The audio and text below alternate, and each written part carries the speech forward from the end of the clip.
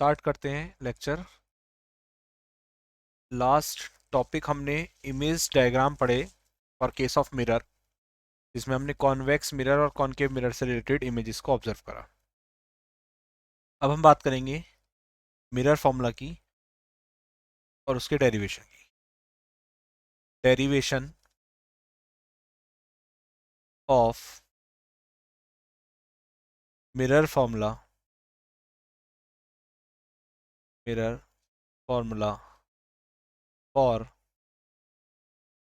Concave mirror, concave mirror.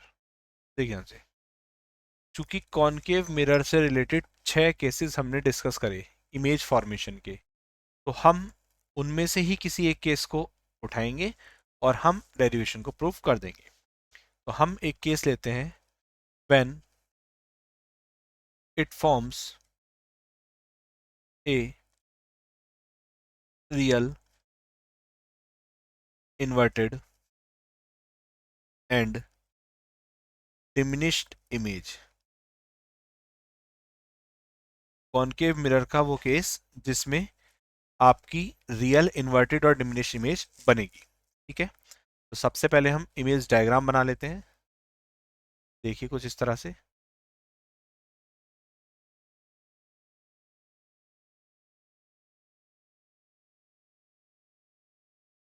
ये हमारी concave surface है, कुछ इस तरह से।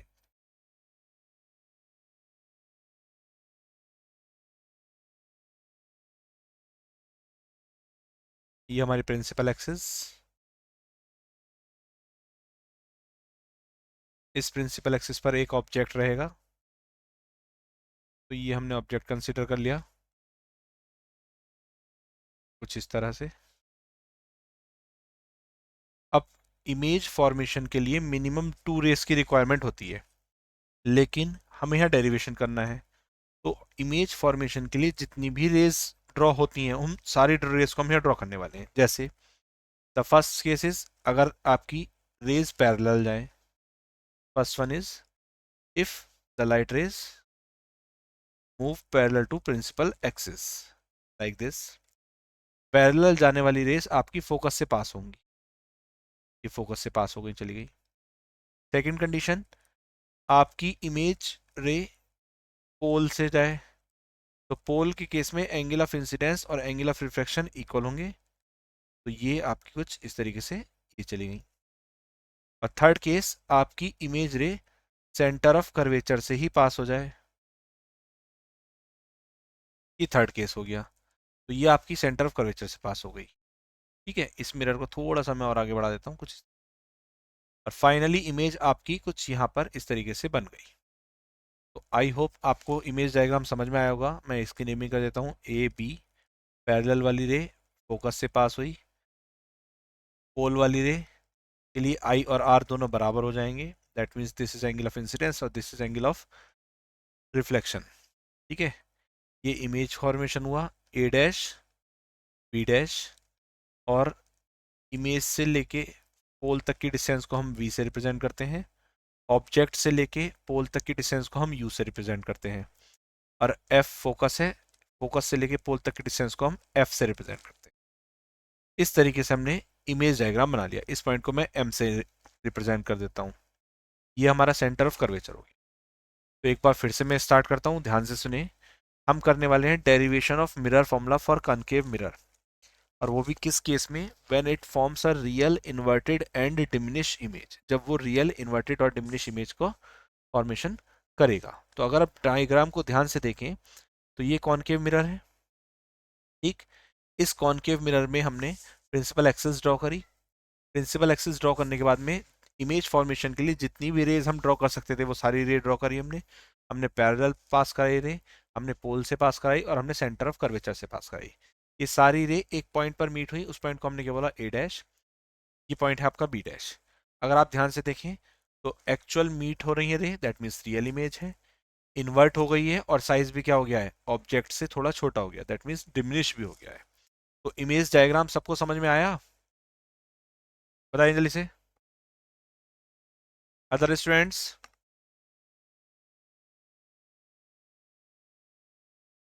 आयुषी चौहान, देव, दिव्यांश और जितने भी स्टूडेंट्स हैं, सबको समझ में आया है? डायग्राम में नया काम कुछ नहीं है, जो इमेज फॉर्मेशंस हमने करी थी वही इमेज फॉर्मेशंस यहाँ पर है। Is it clear students? Okay, चलिए अब बहुत ध्यान से समझना। आपने मिरर फॉर्मूला पढ़ा होगा, पहले भी प्रूव भी करा होगा अगर आपने सिलेबस कवर कर रखा है तो, लेकिन पैटर्न समझना बहुत जरूरी है। अगर आपने डेरिवेशन का पैटर्न समझ लिया तो चाहे वो किसी भी केस में पूछ ले, दैट मीन्स आपने सपोज करो पढ़ा तो रियल इन्वर्टेड और डिमिनिश इमेज के लिए था, लेकिन क्वेश्चन आ गया कि आपको रियल इन्वर्टेड और मैग्नीफाइड इमेज के लिए बनाना है, या फिर क्वेश्चन आ गया आपको तब बनाना है कि जब इमेज फॉर्मेशन वर्चुअल होता है, ठीक है, या फिर क्वेश्चन आ गया कि आपको कॉन्वेक्स मिरर के लिए बनाना है। क्वेश्चन तो कैसे भी आ सकता है, तो आपको उस सिचुएशन में उस क्वेश्चन को कैसे टैकल करना है, कैसे सॉल्व करना है, उसके लिए डेरिवेशन का पैटर्न समझना बहुत जरूरी है। पैटर्न क्या है? पैटर्न ये कहता है सबसे पहले तो जो भी आपने रिप्रेजेंटेशंस दे रखे हैं, उन रिप्रेजेंटेशंस के बेस पर जो भी डेटा आप कलेक्ट कर सकते हैं उसे कलेक्ट कीजिए। जैसे अगर मैं कहूँ आपसे बी से लेके पी, ये ऑब्जेक्ट डिस्टेंस हो गई। अच्छा, निगेटिव साइड में है तो कैसे लिखता हूँ, ऐसे माइनस के यू लूंगा। फिर मैं आपसे कहूँ एफ से लेके पी, ये भी निगेटिव डिस्टेंस है तो देखिए इसे माइनस के एफ लेंगे हम। फिर उसके बाद बात करते हैं बी डैश से लेके पी तक, ये कैसा है आपका, ये भी लेफ्ट में है तो माइनस के वी हो गया। और बचा क्या आपका, सी से लेके पी, सेंटर से पोल तक की डिस्टेंस रेडियस होती है, निगेटिव में है तो माइनस के आर हो गया। और रेडियस और फोकस का रिलेशन बात करें तो कितना होता है, यही माइनस के टू एफ के इक्वल है। ये हमने बेसिक डेटा ले लिया, सबसे पहले काम आपको यही करना है। इसके बाद आपको ट्राइंगल्स को सिमिलर दिखाते हुए साइड रेशियो को कलेक्ट करना है। अब मन में आता है कि ट्राइंगल सिमिलर कौन से दिखाने हैं। अच्छा, काम क्या कर रहे हैं हम, इमेज फॉर्मेशन का कर रहे हैं। किसकी हेल्प से कर रहे हैं, कॉनकेव मिरर और ऑब्जेक्ट की हेल्प से कर रहे हैं। अगर ऑब्जेक्ट होता ही नहीं तो इमेज बनती ही नहीं, मिरर होता ही नहीं तो इमेज बनती ही नहीं। तो मेन रोल रहे आपका किसका, ऑब्जेक्ट का और मिरर का। और साथ ही साथ जो इमेज फॉर्मेशन हुई वो, ये तीन चीजें मेन है। तो इसका मतलब हमें ट्राइंगल वो सेलेक्ट करने हैं जो object, that is triangle A dash B dash C, और image that is triangle A B C. एक तो सेंटर ऑफ कर्वेचर के रेस्पेक्ट में ले लिया हमने ट्राइंगल, ये ऑब्जेक्ट का रिलेट करते हो इमेज को। आप ध्यान से देखिए, ध्यान से क्या कंडीशंस है यहाँ पे। ये दोनों ट्राइंगल मैंने बोला सिमिलर है, सिमिलर ट्राइंगल होने के लिए दो कंडीशंस इक्वल होनी चाहिए, वो यहाँ पर है, ये 90 डिग्री, ये भी 90 डिग्री, और ये दोनों वर्टिकली अपोजिट्स एंगल, मतलब ये भी इक्वल। दोनों ट्राइंगल सिमिलर हो गए। और सिमिलर ट्राइंगल्स की साइड रेशियोज क्या रहती हैं, इक्वल रहती हैं। मतलब A dash B dash divided by A B equal C B dash और डिवाइडेड बाई कितना आपका बी सी। सही है, देखिए ध्यान से, A dash B dash divide by A B and C B dash divide by C B या B C. अच्छा देखिए ध्यान से, सी से लेके बी डैश तक की डिस्टेंस तो आपको पता ही नहीं है। आपको पता क्या है, आपको पोल के रेस्पेक्ट में पता है सारी डिस्टेंस। तो इसे अगर मैं पोल के रेस्पेक्ट में ब्रेक करूं तो मैं इसे लिख सकता हूं C P minus B dash P. That means इसे लिख सकता हूं मैं C P minus B dash divided by, अच्छा ये क्या है, बी से लेके सी तक की डिस्टेंस है, इसे क्या लिख सकता हूं मैं, B P minus C P, B P minus C P, ठीक है, इक्वल। अच्छा अब इनकी वैल्यूज पुट कर लो, देखो सी पी क्या था, माइनस के आर, तो मैंने यहाँ पे माइनस के आर लिख दिया, माइनस बी डैश पी कैसा माइनस की वी था, माइनस पहले से ही तो क्या हो जाएगा, प्लस का वी हो जाएगा, डिवाइडेड बाई बीपी क्या है, माइनस के यू है तो माइनस के यू लिख दिया। और सीपी क्या है आपका, माइनस के आर है तो माइनस माइनस क्या हो जाएगा, प्लस का आर हो जाएगा। This is equation number 1। Now एक काम तो हो गया सेंटर कर्वेचर के रेस्पेक्ट में। अच्छा अगर इमेज फॉर्मेशन की बात करूं मैं, तो मेरी फोकस से जाने वाली रेज हो या पोल से जाने वाली रे हो, नीट तो एक ही पॉइंट पे इमेज फॉर्मेशन के लिए। तो अगर हम ट्राइंगल के रेस्पेक्ट में बात करें तो आप देख सकते हैं फोकस से ऑब्जेक्ट कोई ट्राइंगल नहीं बना रहा, फोकस से इमेज तो बना रही है, फोकस से ऑब्जेक्ट कोई भी ट्राइंगल नहीं बना रहा। लेकिन पोल की अगर बात करें तो फोक ऑब्जेक्ट भी बना रहा है एक ट्राइंगल और इमेज बना रही है, ठीक है। तो हम दूसरे ट्राइंगल्स कौन से लेंगे, पोल के रेस्पेक्ट में, triangle A dash B dash B, इसके सिमिलर मानेंगे ट्राइंगल ए बी बी के। और जब ये सिमिलर हैं तो इनकी साइड रेशियो क्या होंगे, इक्वल होंगे, that is A dash B dash divide by A B equal B dash P divide by B P.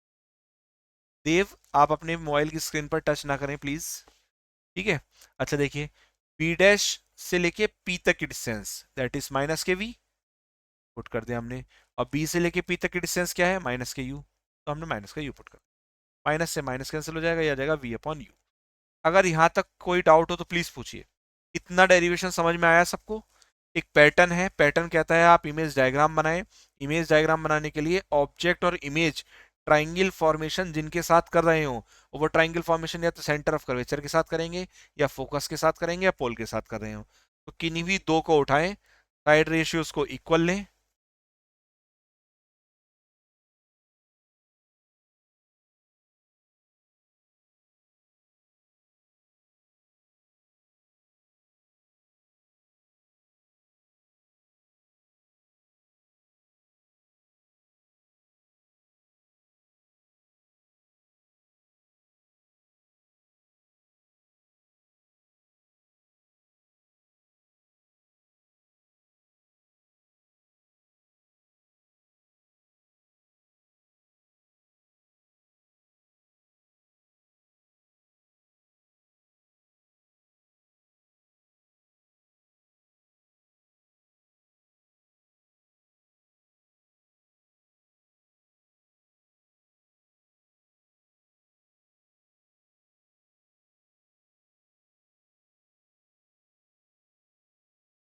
एक सेकेंड, थोड़ा क्लास में डिस्टरबेंस हो गया, यहाँ आ जाते हैं वापस। चलिए देखिए यहाँ से, आवाज आ रही है सबको क्लियर? डिस्प्ले क्लियर है? चलिए, तो पैटर्न क्या कहता है, पैटर्न कहता है या तो आप सेंटर ऑफ कर्वेचर के रेस्पेक्ट में ऑब्जेक्ट और इमेज के ट्राइंगल ऑब्जर्व करिए, या फोकस के रेस्पेक्ट में, या पोल के। तो आपको हर डायग्राम में कोई से दो ट्राइंगल ऐसे मिल जाएंगे, या तो पोल के रेस्पेक्ट में, या फोकस, या सेंटर ऑफ कर्वेचर, जिन्हें आप सिमिलर दिखाते हो साइड रेशियोज इक्वल करेंगे। और उन साइड रेशियोज को इक्वल करते हुए भी आपको ऐसा ऑब्जर्व पॉइंट मिलेगा कि एक तरफ की साइड्स क्या रहेंगी, एग्जैक्ट इक्वल रहेंगी, like this A dash B dash upon A B. और जब ये दोनों इक्वल रहेंगी तो उस सिचुएशन में आप क्या कह सकते हैं, अब इन्हें इक्वेशंस को सॉल्व कर सकते हैं। यहां तक समझ में आया सबको? Other students, clear?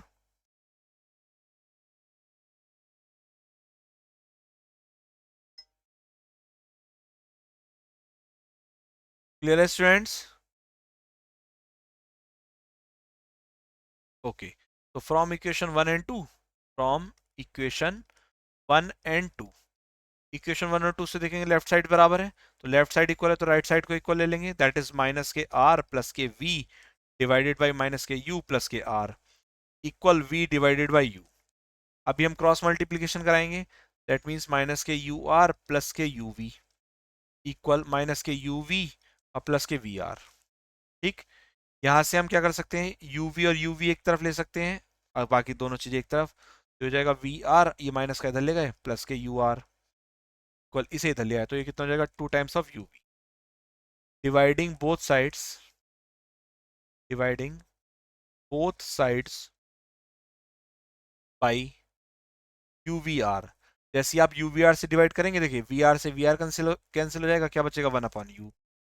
UR से UR कैंसिल हो जाएगा, क्या बचेगा, वन अपॉन वी। और UV से UV कैंसिल हो जाएगा, क्या बचेगा, टू अपॉन आर। और टू अपॉन आर को ब्रेक करेंगे तो one upon U plus one upon V equal to one upon F. ये आपका रिलेशन प्रूफ हो गया। ये क्लियर है सबको? बोलिए जल्दी से, यस और नो।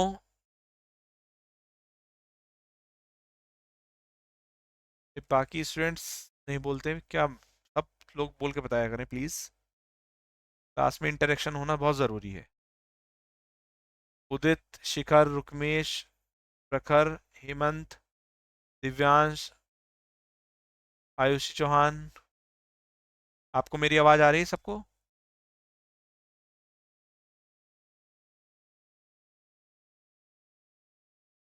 Other students?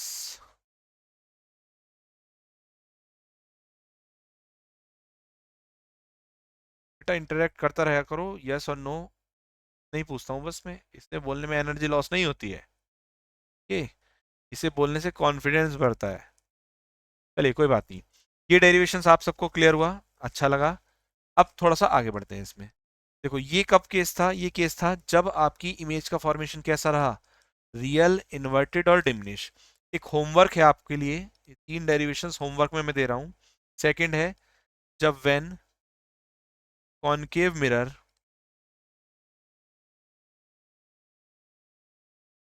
फॉर्म्स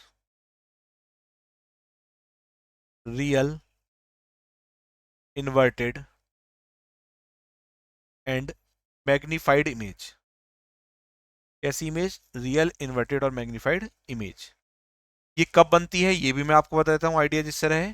जब ऑब्जेक्ट कहाँ रहेगा आपका, place between C and F, इस वाले केस के डायग्राम से काम करेंगे आप। और third one is when image form is virtual. अच्छा, कॉनकेव के केस में एक ही केस ऐसा है जहां वर्चुअल इमेज मिलती है, और वो कब है, जब ऑब्जेक्ट कहाँ रखा हो, बिटवीन एफ एंड पी। ठीक है। इसके अलावा एक आपको होमवर्क करना है फॉर कॉन्वेक्स मिरर। जो हमने काम कॉनकेव मिरर के लिए करा, वो किसके लिए करना है आपको, कॉन्वेक्स मिरर के लिए करना है। अगर आप ध्यान से सोचें तो ये कॉनकेव का केस है, ये कॉनकेव का, ये कॉन्वेक्स है। कॉन्वेक्स के दो केसेस होते थे, एक इनफाइनाइट वाला, एक फाइनाइट डिस्टेंस वाला। तो इनफाइनाइट वाले से तो काम चलेगा नहीं क्योंकि इसमें ऑब्जेक्ट की लोकेशंस पता नहीं लगेंगी, तो आप इसमें कौन सा वाला करेंगे, फाइनाइट डिस्टेंस वाले के लिए। करना कुछ नहीं है, आपने आपने सिर्फ डायग्राम बनाना है एक सुंदर सा। उस डायग्राम को बना के दो बार ट्राइंगल्स को सिमिलर प्रूव करना है। एक बार ऑब्जेक्ट इमेज का ट्राइंगल सेंटर ऑफ कर्वेचर या फिर फोकस के या फिर पोल के, और एक बार अनदर दूसरी बार केस में। दोनों बार सिमिलर प्रूफ करके वन साइड को इक्वल लेना है और वैल्यूज पुट करके क्रॉस मल्टीप्लीकेशन करके यूवीआर से डिवाइड कर देना है। समझ में आया पैटर्न सबको, यस और नो? कर लेंगे भाई सब लोग?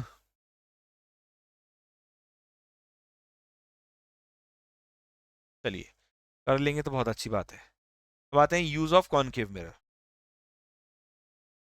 कॉनकेव मिरर, क्या क्या यूजेस है कॉनकेव मिरर के?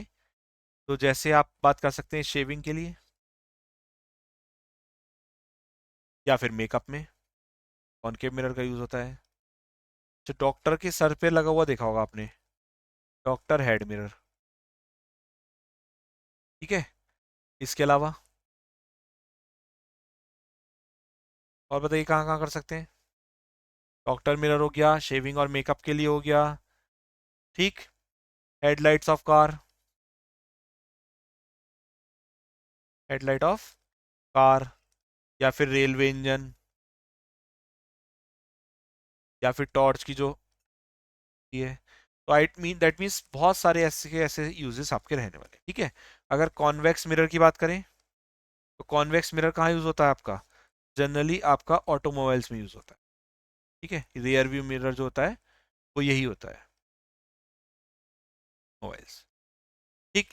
ये इस तरीके की कहानी है। ठीक है। चलिए, तो इस तरीके से रिफ्लेक्शन का पोर्शन कंप्लीट। अब हम बात करते हैं किसकी, रिफ्रैक्शन ऑफ लाइट की।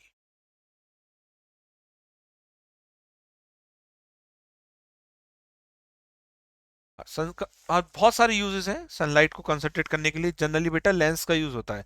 मिरर हम जो यूज करते हैं ना बचपन से, वो लेंस का करते हैं। आप मिरर की हेल्प से भी कर सकते हैं, by using a converging mirror. Okay. Now next topic is refraction of light.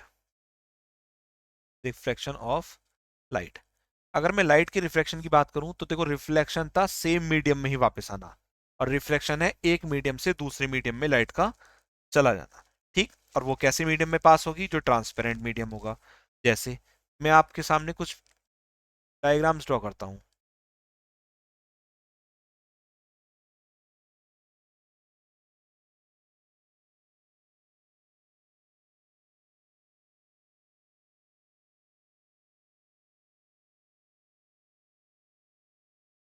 देखिए ध्यान से, ये हमने तीन सरफेसेस ली जिनमें आपका क्या है, ये नॉर्मल ड्रॉ कर दिया हमने उसमें। इस इनिशियली अगर बात करें तो ये एयर है, ये ग्लास है। इधर ये ग्लास है, यहाँ पे, यहाँ पर एयर है। और यहाँ पर भी एयर है और यहाँ पर भी क्या है, ग्लास है। ठीक, डायग्राम्स के ऑब्जर्वेशन देखते हैं। फर्स्ट केस हो गया आपका ये हो गया आपका एंगल ऑफ इंसिडेंस, इसे आई से रिप्रेजेंट करते हैं। तो ये बैंड होगी कुछ इस तरीके से टुवर्ड्स द नॉर्मल, ये आर हो गया। एक केस हो गया जिसमें लाइट रे ऐसे आ रही है और ये अवे फ्रॉम द नॉर्मल चली आ रही है, ये आई हो गया, ये हो गया आर आपका। और एक केस ऐसा है कि जिसमें लाइट रे जिस पाथ पर आ रही है उसी पाथ पर आगे जा रही है। ठीक, तीन केसेस मैंने आपके सामने रिप्रेजेंट कराए।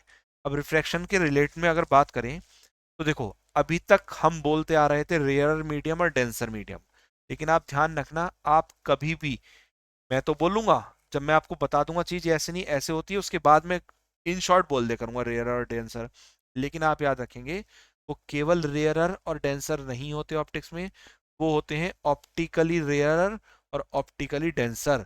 अगर आप ऑप्टिकली वर्ड्स का यूज नहीं कर रहे हैं तो कहीं ना कहीं आप गलती कर रहे हैं। ठीक है, जैसे पहले कंडीशन है ऑप्टिकली रेयर से कहाँ गए थे हम, ऑप्टिकली डेंसर में गए थे। अच्छा, क्यों यूज करते हैं ऑप्टिकली? भाई अगर मैं बात करूं जो आपके घर की दीवार है तो वो भी डेंसर, लेकिन लाइट रे उससे पास नहीं होगी तो वो हमारे किसी काम की नहीं है, तो हमें कौन से चाहिए डेंसर, जो ऑप्टिकली एक्सेप्टेबल हो, दैट मीन्स जिससे लाइट रे पास हो जाए। जब हम ऑप्टिकली रेयर से ऑप्टिकली डेंसर में जाएंगे तो हमारी लाइट रे बैंड होगी, किस तरफ, बैंड टुवर्ड्स नॉर्मल। ठीक, अच्छा नॉर्मल की तरफ बेंडिंग हो रही है, इसका मतलब एंगल ऑफ इंसिडेंस किससे ज्यादा है, एंगल ऑफ रिफ्रैक्शन रिफ्रैक्शन से ज्यादा है। सेकंड केस, जब ऑप्टिकली डेंसर से ऑप्टिकली रेयरर में गए तो लाइट रे हमने क्या ऑब्जर्व करी कि आवे जा रही है, तो इसका मतलब यहाँ पे एंगल आर किससे ज्यादा है, एंगल आई से ज्यादा है।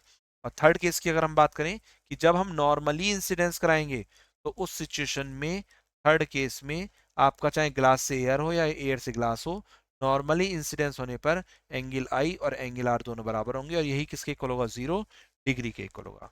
इतनी बात सबको समझ में आई, यस और नो? अदर स्टूडेंट्स क्लियर है? चलिए आगे बात करते हैं थोड़ा सा। अब आते हैं laws of refraction of light को। देखिए बहुत ध्यान से समझना दोनों लॉज, क्योंकि इन लॉज से रिलेटेड कंसेप्चुअल क्वेश्चंस बोर्ड में आता है और एक क्वेश्चन तो जरूर ही मिलेगा laws of refraction. Snell's law है, स्नेल्स लॉ का यूज बहुत ज्यादा होता है न्यूमेरिकल सॉल्व करने में। ठीक है, laws of refraction of light. पहला लॉ कहता है incident ray reflected ray normal to the interface at the point of incidence all lie in the same plane. That means वो कहता है the incident ray comma refracted ray and normal to the interface interface at the point of incidence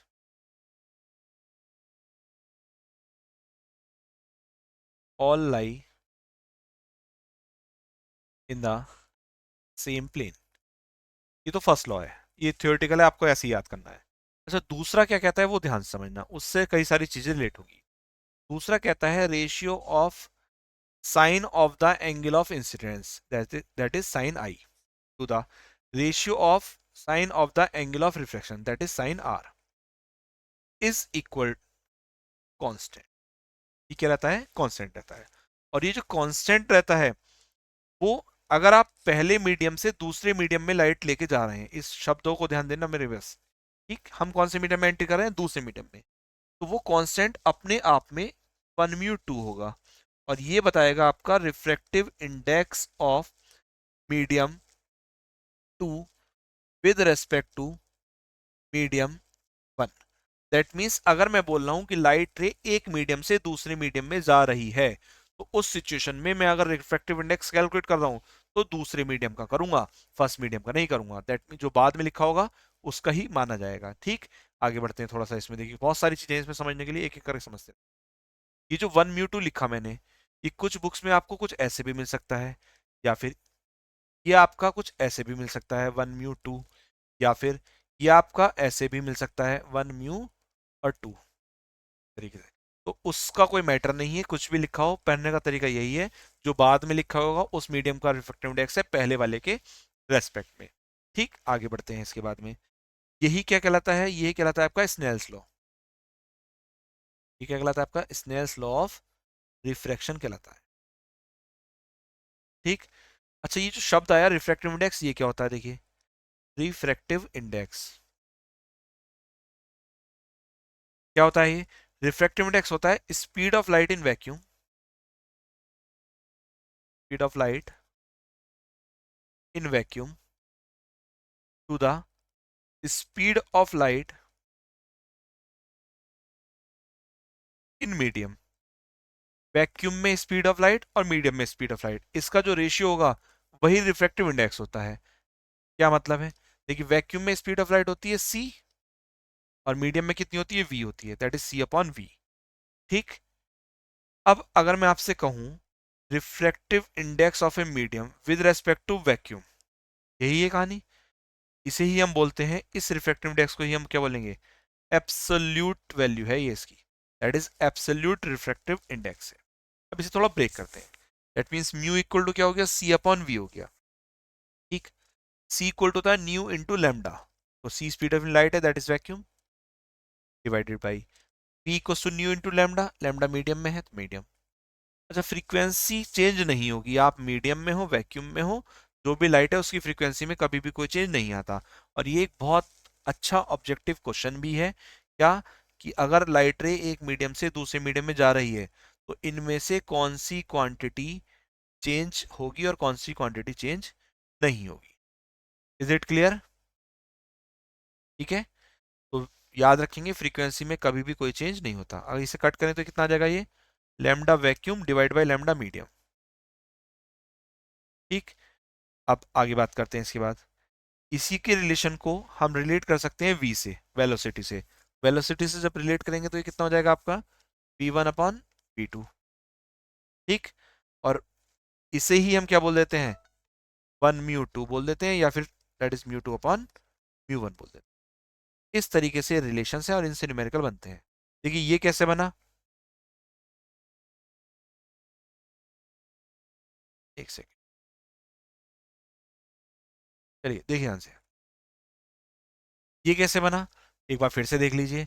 mu equal to होता है सी upon we, C vacuum के respect में, we medium के respect में, ये आ गया लैम्डा अपॉन म्यू। अगर मैं पहले मीडियम की बात करूं दैट इज सेकंड मीडियम की, और फिर फर्स्ट मीडियम की बात करूं, तो देखो ध्यान से कैसे ब्रेक करा मैंने, इसे मैं बता देता हूं आपको। एक मीडियम की बात करते हैं तो mu 1 equal c upon v1, mu 2 equal c upon v2।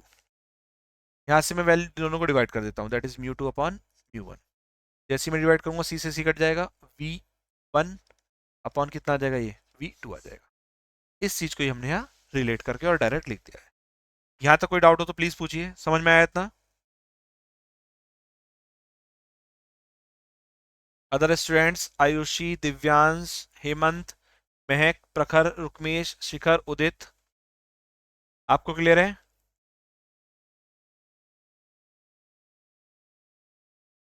चलिए जरा एक सेकंड के लिए आप सब अपने अपने कैमरा ऑन करिए, मैं देख लेता हूं कौन कौन प्रेजेंट है। Open your cameras now. सभी लोग ऑन करेंगे कैमरा।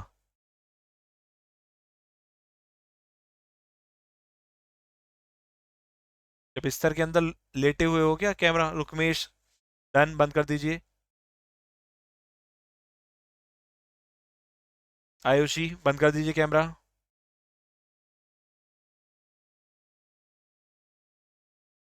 बाकी बच्चे,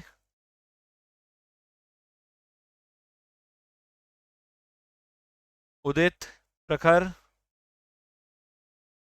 दिव्यांश,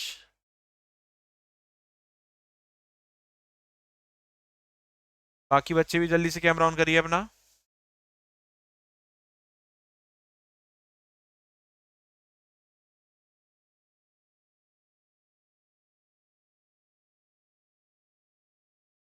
करिए भाई, कैमरा ऑन करिए जल्दी जल्दी।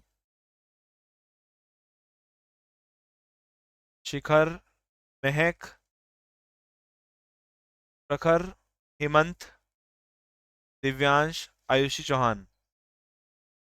सर अपना अपना कैमरा ऑन करें एक बार जल्दी जल्दी से।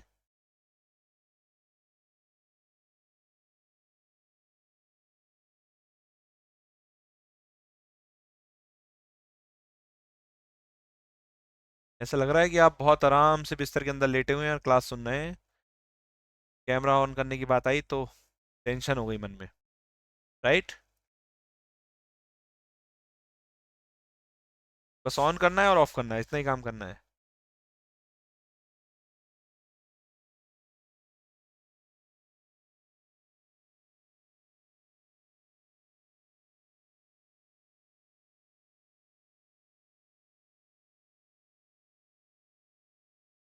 नहीं करेंगे आप लोग, चलिए कोई बात नहीं। Very good. कुछ बच्चों ने ऑन करा, कुछ बच्चे लग रहा है कि क्लास स्टार्ट कर दी और सो रहे हैं आराम से। जरा प्रेजेंट दे दो अपनी एक एक बार सब, बाकी मैं वरना ग्रुप से निकाल रहा हूँ, मीटिंग से। ठीक है।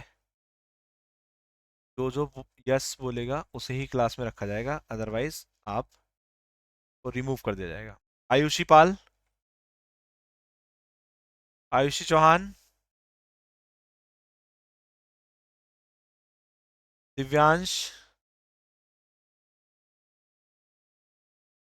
और कौन है, रुकमेश, हेमंत,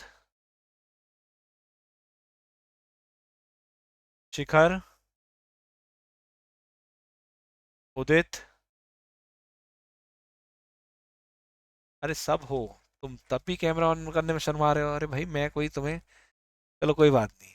आप अपनी यहाँ इतना शर्मा रहे हो तो अपनी शादी में कैसे शर्माओगे, कोई बात नहीं, चलिए। देखिए ध्यान से इधर। तो इतना समझ में आया सबको, आई होप सबको समझ में आया। नाउ थोड़ा सा और आगे बढ़ते हैं। हम बात करते हैं factors on which refractive index of a medium depends, कि रिफ्रैक्टिव इंडेक्स किन किन मीडियम्स पे डिपेंड करता है। देखिए ध्यान से। तो फर्स्ट वन इज, ये हम किसकी बात कर रहे हैं, factors on which refractive index depends. The first one is nature of the medium. Nature of the medium. Second one is wavelength of light use.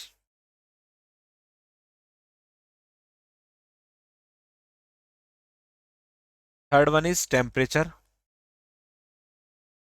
And the fourth one is nature of surrounding medium. Vimlesh आपकी class का student है।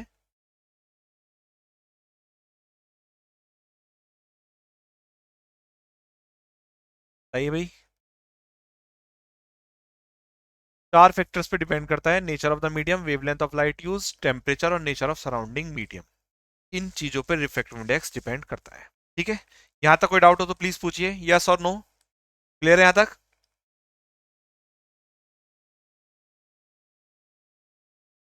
चलिए very good. Now अब हम बात करते हैं cause of refraction की। Cause of refraction of light. देखिए ध्यान रखना, जब लाइट एक मीडियम से दूसरे मीडियम में ट्रेवल करेगी तो उसकी स्पीड में चेंज होगा, जिसकी वजह से वहां बेंडिंग अकर होगी, और वहीं क्या होगा, रिफ्रैक्शन अकर होगा। दैट मीन्स क्या है कहानी, देखिए। अगर मैं आपसे कहूँ light travels with different speed in different medium, बिल्कुल सही बात है, अलग अलग मीडियम में लाइट अलग अलग स्पीड से ट्रेवल करती है। ठीक। उस बेंडिंग का कारण, एक मीडियम से जब दूसरे मीडियम में जाती है तो बेंडिंग होती है। उस बेंडिंग का कारण क्या है, स्पीड ऑफ लाइट। तो रिफ्रैक्शन का कारण क्या रहा, स्पीड ऑफ लाइट रहा। कैसे कहानी, पहली कंडीशन, अगर मैं कहूं पहले मीडियम में स्पीड लाइट की ज्यादा है दूसरे के रेस्पेक्ट में, इसका मतलब 1 म्यू 2 ग्रेटर देन होगा 1 से। इसका मतलब साइन आई ग्रेटर देन होगा किससे, साइन आर से। और इसका मतलब आई ग्रेटर देन होगा आर से। और मैंने अभी अभी आपको बताया कि अगर आई आर से ग्रेटर देन है तो उस सिचुएशन में बेंड होगा टुवर्ड्स नॉर्मल, वर्ड नॉर्मल। और ये कब होगा, जब आप रेयर मीडियम से किस में जाएंगे, डेंसर मीडियम। ये रिलेट करना समझ में आया कैसे करा, जो हमने अभी फॉर्मूला देखा स्पीड का, रिफ्रैक्टिव इंडेक्स का, साइन आई साइन आर का, इस फॉर्मूले को ही हमने क्या कर दिया, रिलेट कर दिया। क्लियर है, that is v one upon v two equal to 1 mu 2। उससे रिलेट करते हुए हमने ये कंडीशंस लिया है। और यहाँ क्या कंडीशन बनी, i is greater than r, तो हम बेंडिंग किधर बता रहे हैं, towards normal, that is rarer to denser. इतनी बात समझ में आई? यस और नो? चलिए now second one. Second condition क्या हो सकती है, अगर v one less than v two हो, उस सिचुएशन में क्या हो जाएगा, वन म्यू टू क्या हो जाएगा, लेस देन वन हो जाएगा। इस सिचुएशन में क्या हो जाएगा, sine i less than sine r हो जाएगा। और जब स्मॉल एंगल्स होंगे तो आई किससे लेस हो जाएगा, आर से लेस हो जाएगा। इस बार कहाँ चला जाएगा, अवे फ्रॉम नॉर्मल चला जाएगा, अवे फ्रॉम नॉर्मल। ये कहाँ से कहाँ मूव कर रहे हैं हम, ये मूव कर रहे हैं हम कहाँ से कहाँ, जब हम डेंसर से कहाँ जा रहे हैं, देयर मूव। इतनी बात समझ में आ गई? यस और नो? समझ में आया? अगर फिजिकल सिग्निफिकेंस की बात करें किसके, रिफ्रैक्टिव इंडेक्स की, that is physical significance of refractive index, तो एक तो यही हो गया, इससे हमें क्या पता चल रहा है, स्पीड ऑफ लाइट। ठीक। और इसके अलावा क्या, किसकी इंफॉर्मेशन दे रहा है, बेंडिंग की, किस तरफ लाइट बेंड होगी, ये इंफॉर्मेशन। तो क्लियर है इतना यहां तक भाई सबको?